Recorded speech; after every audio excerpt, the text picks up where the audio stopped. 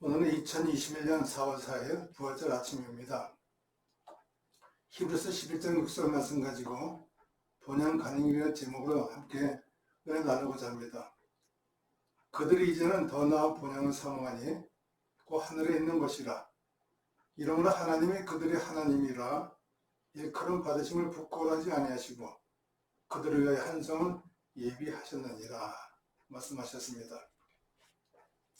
부활이란 죽은 것이 다시 살아난다는 것을 말합니다. 하나님 창조하신 모든 사물의 이치는 부활에 존재하고 있습니다. 죽은 것 같은 나무가 싹이 트는 것, 죽은 것 같은 씨앗이 땅에 심겨져서 수분을 섭취하면 싹이 나고 뿌리를 내려서 살아나는 것을 보게 됩니다. 모든 사물의 존재 속에는 부활이 잠재되어 있다는 것입니다. 사람들은 그 사실을 눈에 보이지 않는다고 인정하지 못하는 것뿐입니다. 인간의 세포는 날마다 죽는 것과 또 새롭게 생성되는 것이 있습니다. 하나님이 에스겔을 데리고 골짜기에 데리고 가셨습니다. 그 골짜기에는 많은 뼈들이 말랐고 흩어져 있는 것을 보게 됩니다. 그가 이르되 인자야 이 뼈들이 능히 살 수 있겠느냐. 그가 대답하되 주 여호와여 주께서 아시나이다. 인간의 생각으로는 도저히 불가능한 일을 질문하는 것입니다.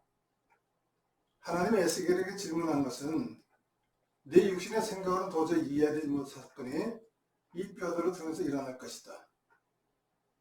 그때 에스겔이 말합니다. 주 여호와여 주께서 아시나이다. 에스겔은 하나님께 대한 믿음과 하나님의 전능하심을 인정하였습니다. 주님이 아신다는 것입니다. 믿음이 없이는 그런 고백을 하지 못합니다. 그때 하나님 말씀하십니다. 너의 말뼈들아 여호와의 말씀을 들을지어다. 에스겔이 마른 뼈에 대한 말씀을 대언했더니 이 뼈 저 뼈가 들어맞아 뼈들이 서로 연결된답니다. 마른 뼈들이 말씀을 들을 때 하나님이 생기를 불어넣으셔서 생명이 되어서 살아나는 것을 보았습니다. 사도행전 10장 44절에 말합니다. 베드로가 이 말을 할 때 성령이 말씀 듣는 모든 사람에게 내려온다 하셨습니다. 말씀 듣는 가운데 임하신 성령님. 부활의 사건을 그와 같이 하나님의 말씀 들을 때 일어나게 되는 것을 보게 됩니다. 사람들은 날마다 부활의 사건 속에 살고 있지만 그 부활을 느끼지 못했기 때문에 없다고 생각합니다. 마태복음 22장 23절에 말합니다. 부활이 없다는 사두개인들이 그날 예수께 와서 물어 이르되 예수님과 사두개인들이 쟁론하는 것을 보게 됩니다. 부활은 살아있는 동안 깨닫지 못하면 영원히 죽을 수밖에 없는 것입니다. 하나님 정하신 생명이 끊어진 후에는 부활을 믿을 수도 없습니다. 그때는 주님 다시 오실 때 죽은 자가 살아나는 그 마지막 부활에 동참하는 것밖에 모릅니다.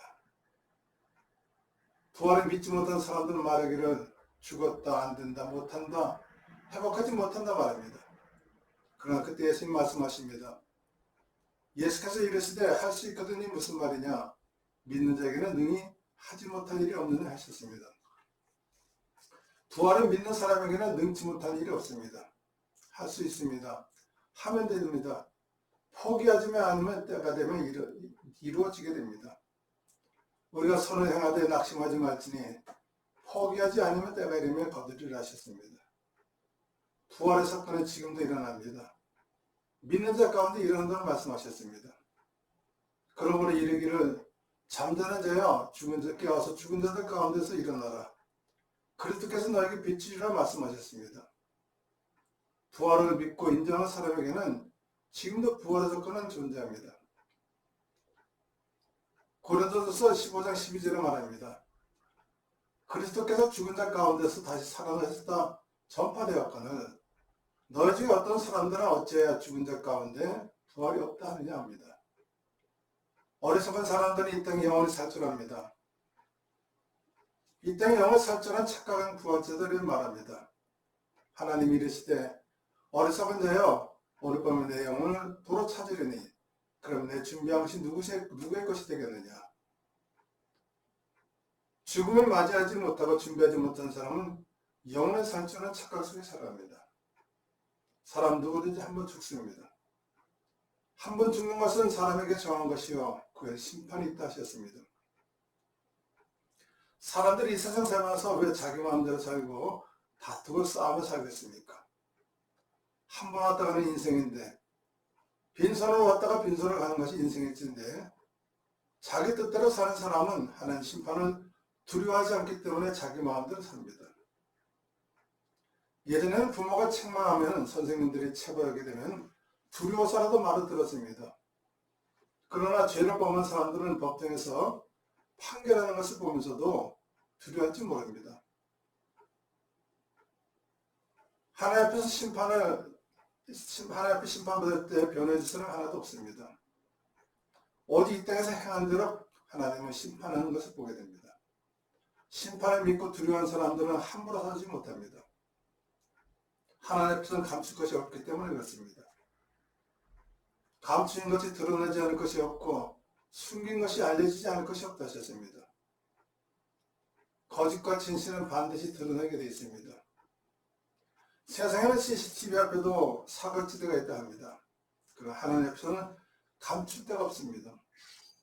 하나님 마음 중심을 보시고 외모를 취하지 않는다 하셨습니다. 마음 중심을 보신 하나님. 이 땅에서 몇이 천대 비난받을지 몰라도 하나님은 그 모든 사건을 기억하십니다. 본향을 사모한 사람들, 영원 안식처를 사모한 사람들, 그것은 이 땅에 존재하지 않습니다. 그러나 누구든지 가야만 하는 곳입니다. 하나님 믿는 자들에게 예배하신 곳, 그들에게는 이 땅의 소망도 미련도 남기지 않습니다. 오직 하나님 앞에 받을 심판만 기억합니다. 얼마 지나지 않으면 마지막 때가 옵니다. 만물의 마지막이 가까워 왔으니 그러므로 너희는 정신을 차리고 근신하여 기도하라 했습니다. 심판의 때를 준비한 사람들은 자기 마음대로 살지 않습니다. 함부로 살지 않습니다. 아름다운 발자취를 남기려고 힘쓰고 애쓰면서 삽니다. 사람들의 기억 속에 남기는 사람들, 하나님은 노아에게 마지막 때를 준비하라고 말씀하셨습니다. 노아는 여호와께 은혜를 입었더라. 노아는 의인이요 당대의 완전한 자라. 그러나 하나님과 동행했다 하셨습니다. 하나님 말씀하시기를 아르리산에다가 방주를 만들어서 마지막 때를 준비하라 하셨습니다. 사람들은 어리석다고 미쳤다고 말할지 모르지만 노아는 하나님 말씀에 순종했습니다. 노아가 그와 같이 하여 하나님이 자기에게 명하신 대로 다 준행하였다 했습니다. 120년 동안 오직 말씀만 믿고 살았던 노아의 모습. 노아는 자신의 영광에서 방주를 짓지 않았습니다. 자랑하려고 방주를 짓지 않았습니다. 오직 말씀에 순종해서 방주를 지었습니다. 사람들은 인생을 살면서 방황하고 어디를 가는지 모르면서 살아갑니다. 그러나 갈 곳이 정해져 있고 목적이 있는 사람은 흔들리지 않습니다.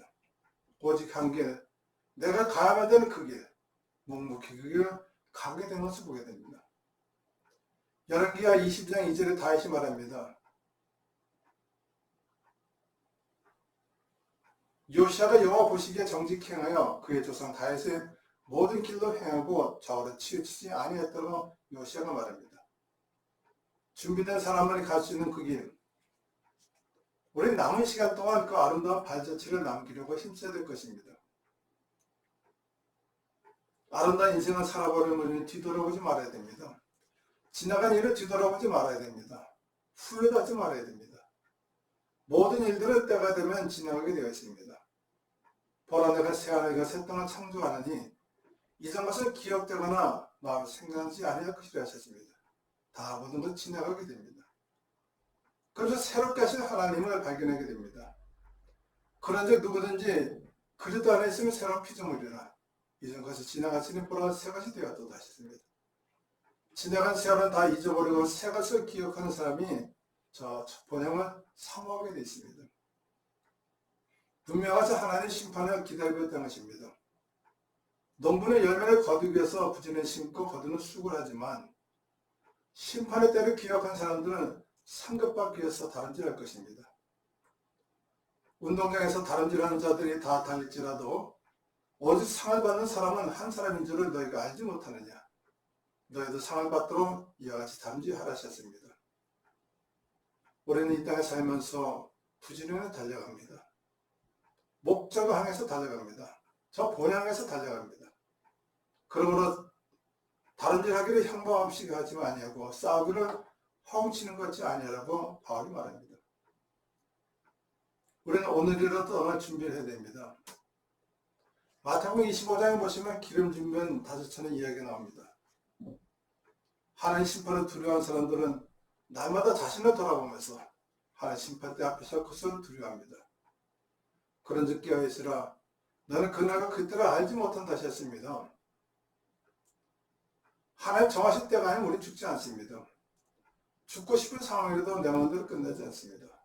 그러나 주어진 시간 동안 하루하루 미련 없이 준비한 사람이 본향을 사모하게 되었습니다. 억지로 십자가를 짊어졌던 구레네 시몬이 여기 있습니다. 지나가던 시몬이란 구레네 사람 만남에 그에게 예수 십자가를 억지로 지어가게 했답니다. 예수님이 십자가에 못 박으려고 짊어지고 하던 예수님이 지쳐 쓰러질 때 억지로라도 그 십자가를 지었던 구레네 시몬의 이야기가 성경에 기록된 것을 보았습니다. 열왕기하 20장 1절에 보시면 히스기야 이야기가 나옵니다. 히스기야가 병들어 죽게 되었을 때 이사야가 나와서 그에게 이르되 여호와의 말씀이 너는 집을 정리하라 내가 죽고 살지 못하리라 하셨다 했습니다. 선지자 이사야가 히스기야가 죽을 거라 하셨습니다. 그때 히스기야는 즉시 하나님께 기도했습니다. 히스기야가 낯을 벽을 향하여 여호와께 기도하여 이르되 여호와여 구하오니 내가 진실과 전심으로 주 앞에 행하며 주께서 보시기에 선하게 행한 것을 기억하옵소서 하고 히스기야가 시비 통곡하더라 하셨습니다. 만약 히스기야가 그때 병들어 죽었으면 어떻게 됐겠습니까? 만약 히스기야가 병들어 죽었으면 아수르 왕들이 히스기야 죽었다고 조롱할 것입니다. 하나님을 잘 섬기던 히스기야가 병들어 죽었다고 이야기할 것입니다. 하나님이 죽었다고 그들은 이야기하고 조롱할 것입니다. 하나님께 버림받아 죽었다고 조롱할지도 모릅니다. 그러나 하나님이 히스기야 병들어 죽어서 적들에게 조롱거리가 되지 않도록 살려주셨습니다. 히스기야 하나님 앞에 간절히 기도하면서 하나님이 히스기야의 운명을 바꿔놓으셨습니다. 절망적인 상황에서 처절하게 기도했던 히스기야가 15년의 생명을 연장시켜서 살아나는 것을 보게 됩니다. 사사기 16장에 보시면 삼손 이야기가 드립니다.